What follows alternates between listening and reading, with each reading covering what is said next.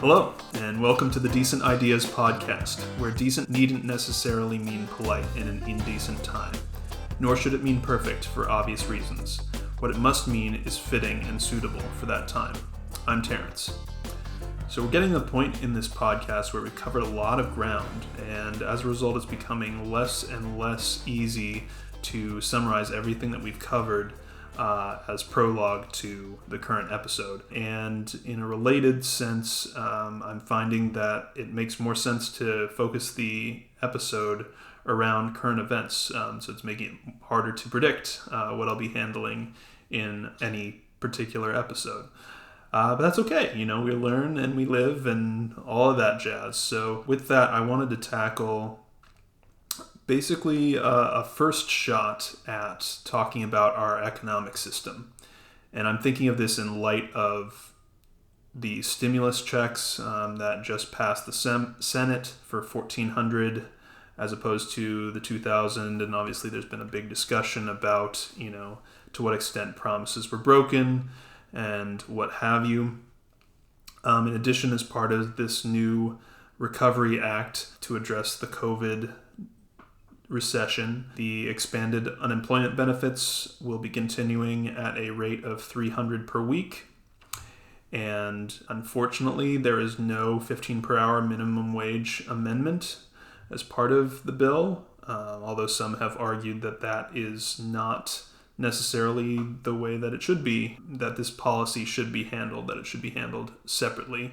And of course, the question of basically political capital arises around what is achievable past the first 100 days of the presidency. But in addition to this, there is one other bright spot in this bill, which some see as inadequate, but has some great things in it. And that particular bright spot that I'm referring to is the child tax credit expansion for a year to $3,600 for children 0 to 6 and $3,000 for children 6 to 17 per year. And all of this goes to the state of our economy, the state of our system of benefits and public programs, and how this all develops into the economic system we have and the economic system that we might have once things theoretically get back to some new kind of normal. So I wanted to talk a little bit about, just to kind of define our terms here, what an economy is, what a market is, as a way of kind of getting into this. And hopefully it's not too much exposition, but I think it's important to kind of lay the groundwork. So when we talk about an economy, we're talking about the production, distribution, trade, and consumption of goods and services. And when we talk about a market, we're talking about sort of a composition of systems, institutions, procedures, social relations, and or infrastructures where parties engage in the exchange of those goods and services in an economy. And there are sort of three basic types of economies that I'd like to address, only two of which are sort of very widespread, I'd say, today. The first is called just a traditional economy, and it's based on bartering under the paradigm of traditional customs. So this is the kind of economy that we, as a human civilization, have essentially abandoned in favor of either a market economy or a planned economy or some combination of the two. So a market economy is based on what we might call price signals, which are essentially decisions made by various entities on what prices should be. And those decisions or signals are created or fostered by the forces of supply and demand of the market. By contrast, a planned economy is based on essentially a computational allocation of resources by a political entity in power, generally a government of some stripe. And so that leaves kind of hybrid systems, like I said, systems in between, such as a mixed economy. So a mixed economy, or at least one kind of mixed economy, is one that has a free market, but with state intervention, such as regulation, macroeconomic, fiscal, and monetary policies, and social welfare interventions. So just to provide a little bit of historical context around this discussion, I wanted to bring up basically the creation of our system of what is sort of generally or maybe archaically referred to as social insurance. So under Franklin Delano Roosevelt, FDR, we had the establishment as part of his New Deal of the Social Security Act, which was created under him but expanded under Lyndon Baines Johnson, LBJ. So that act included federal old age / retirement, survivors, and disability insurance. It included temporary assistance for needy families, also known as TANF. It included Medicare, which is health insurance for aged or disabled folks. It included Medicaid, which is medical assistance to low-income citizens via grants to states.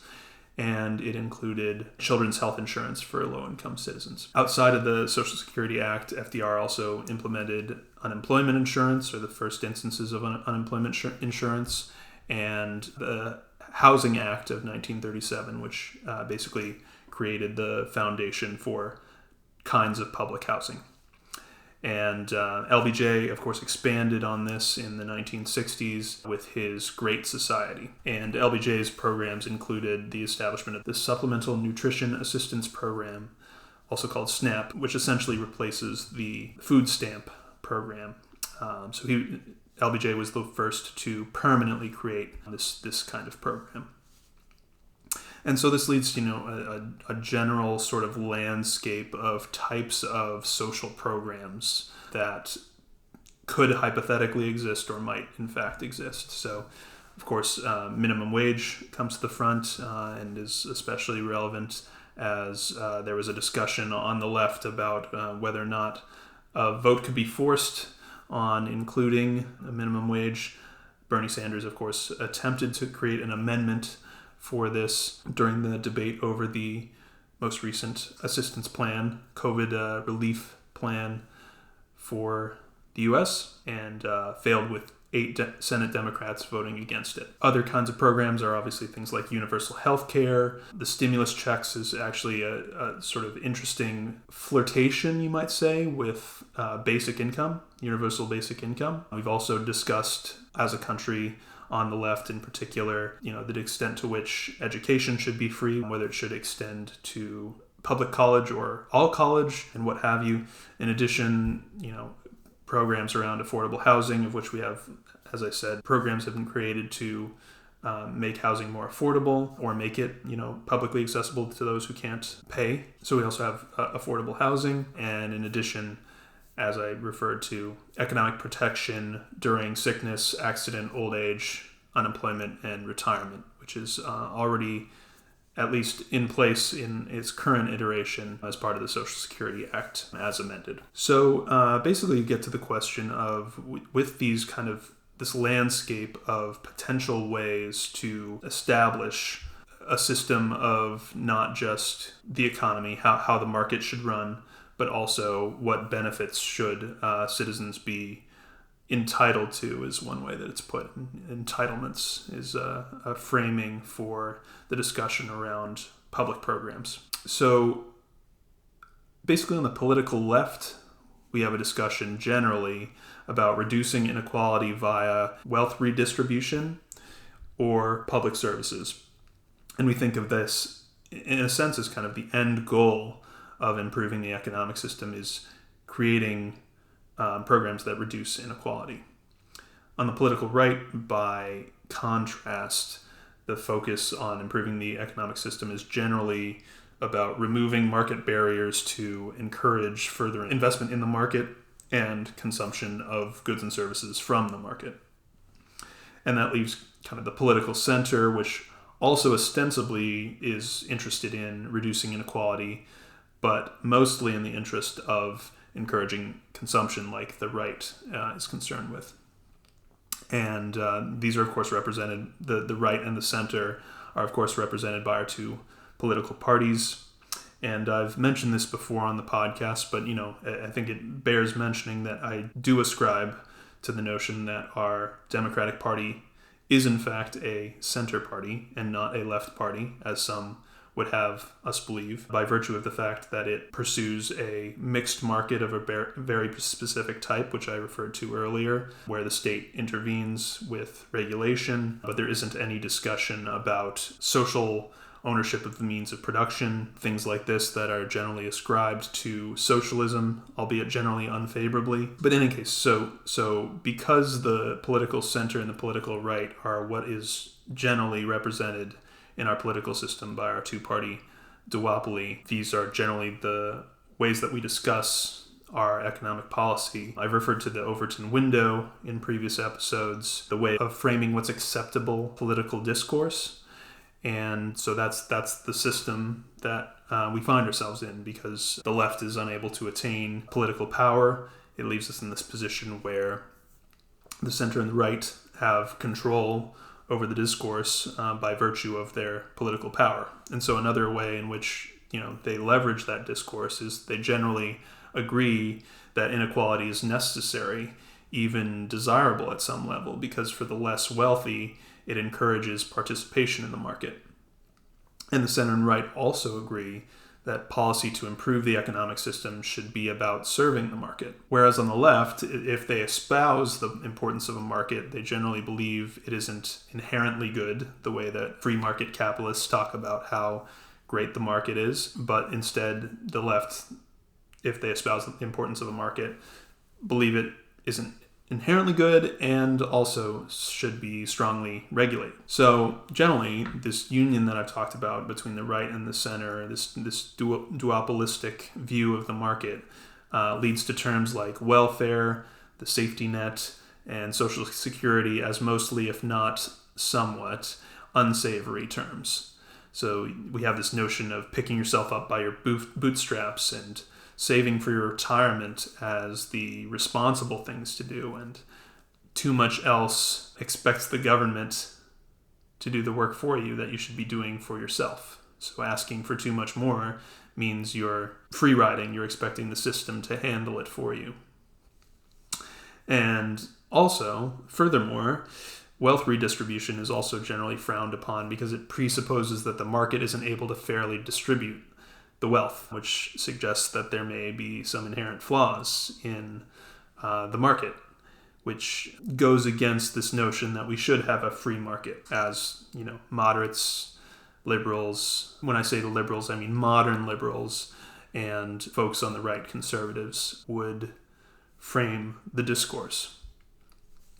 And this leads to one sort of final rhetorical device that's generally employed, is whether citizens should be provided equal opportunity within the market or equal outcome from the market. This, I would hazard to say, is a bit of a false dichotomy. So when someone says you should have universal access to healthcare, they are implicitly leaving room open that you won't have universal healthcare. Many in the political center choose instead to keep it more aspirational by saying, yes, we should have universal healthcare, but that begs the question, what are we doing to get there? So it brings me to basically a discussion about moving past these kind of antiquated terms that have been co-opted by the system.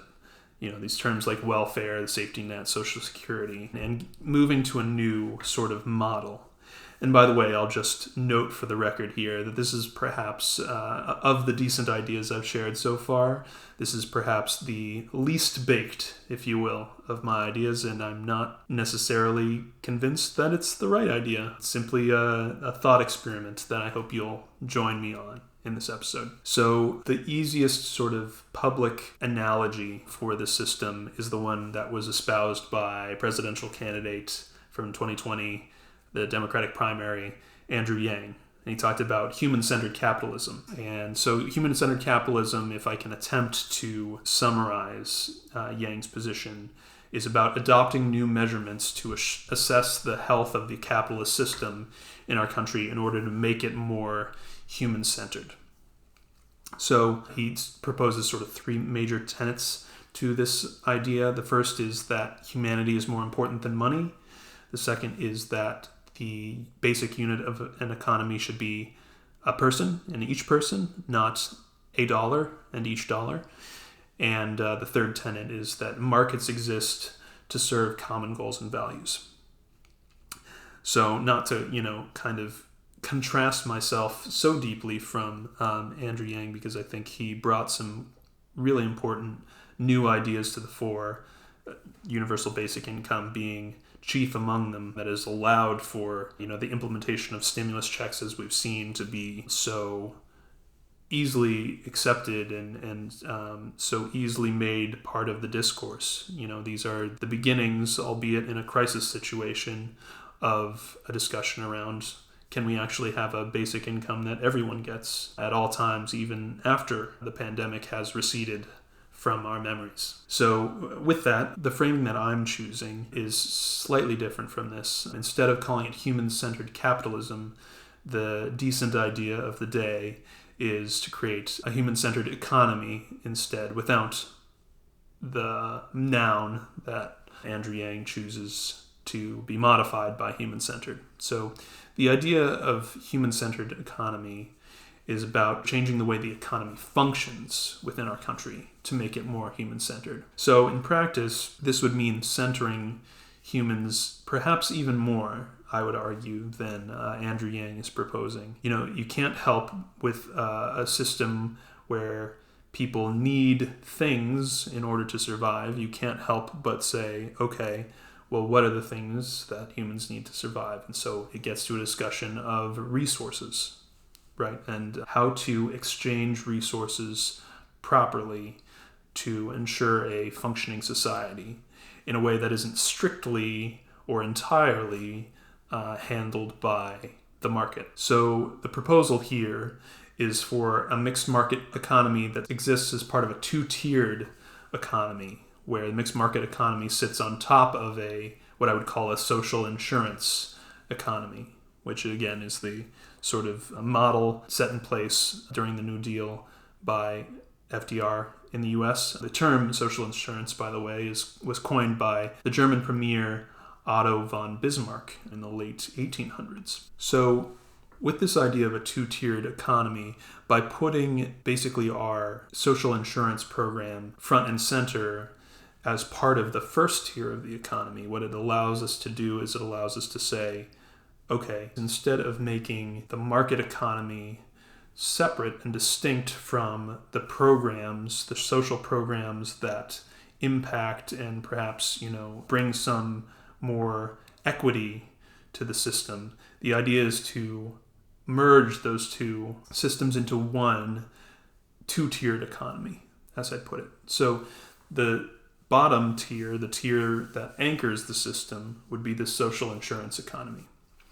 And the way I see this is not based on universal basic income, but instead based on universal basic assets. So instead of focusing on giving people a little bit of money every month, focus instead on giving them the resources that they need to survive, the subsistence assets, if you will. So the idea being that these universal basic assets are exchanged directly for labor as part of the public. And this, I'll admit, is a pretty out there concept in some senses, because it means essentially not only is it a federal jobs guarantee, but it's a guarantee that essentially if you want to work and don't desire to take part in the market economy for jobs, that essentially you work for the public. You work for the public good. And then, of course, on top of this is the idea that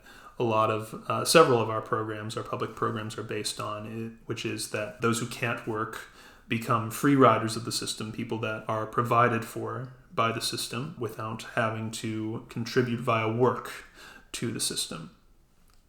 And so that leaves the market economy on top. So those involved in the market economy pay taxes to operate on top of the social insurance economy and participate in the infrastructure of the market. And in doing this, those who are employed in the market economy forfeit the right to these universal basic assets in terms of goods and services. And by the way, another way to kind of mesh these two systems together would be any work done as labor within the social insurance economy that's above a minimum number of hours would be paid in money, not in universal basic assets, allowing for participation of public employees in the market economy. So let's summarize what we're talking about so far. So we've got this new establishment of the economy where instead of simply a market economy that's bolstered by government intervention from kind of the side into the economy to create public programs that help prop up the economy,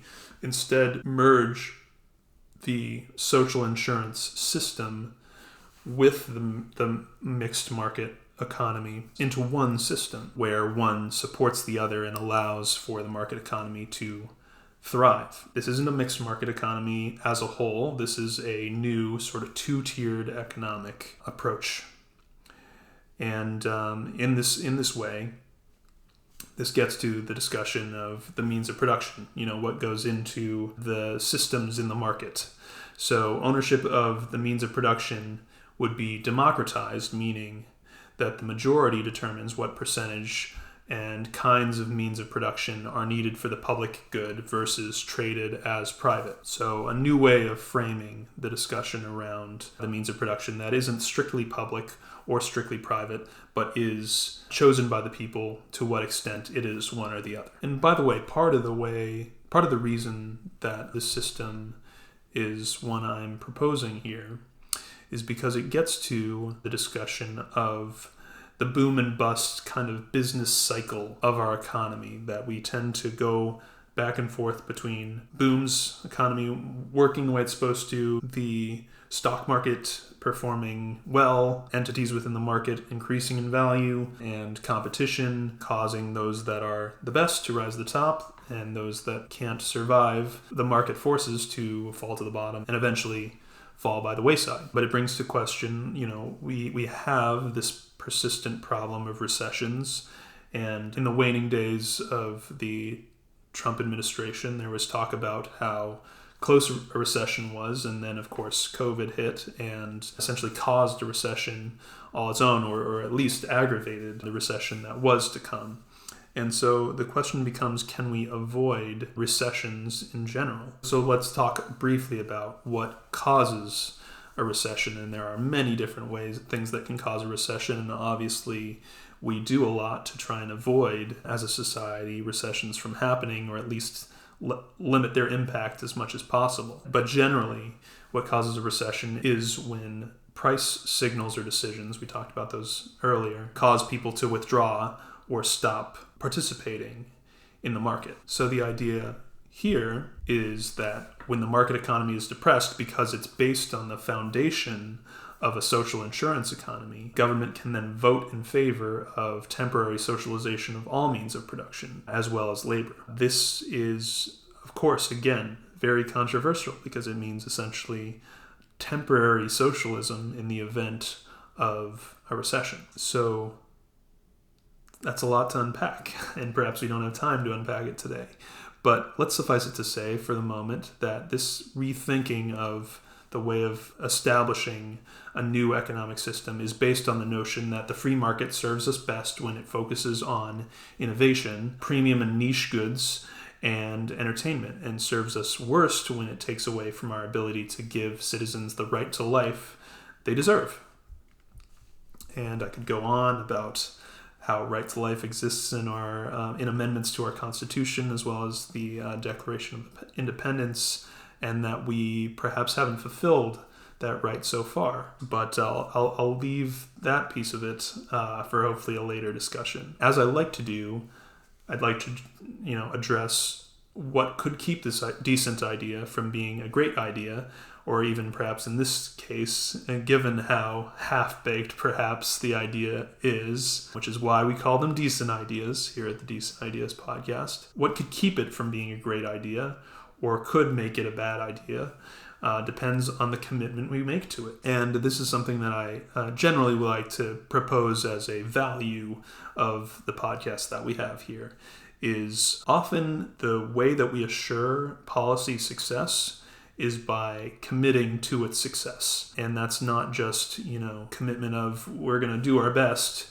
It's a commitment of we're going to put our cognitive, our mental, our emotional energy behind its success. Because often the best choices that a leader can make in a political system are to stand by their decisions and to make a decision rather than simply waffling or what have you. And this has led to some, weak presidents in the past that are perhaps less favorably looked on by history.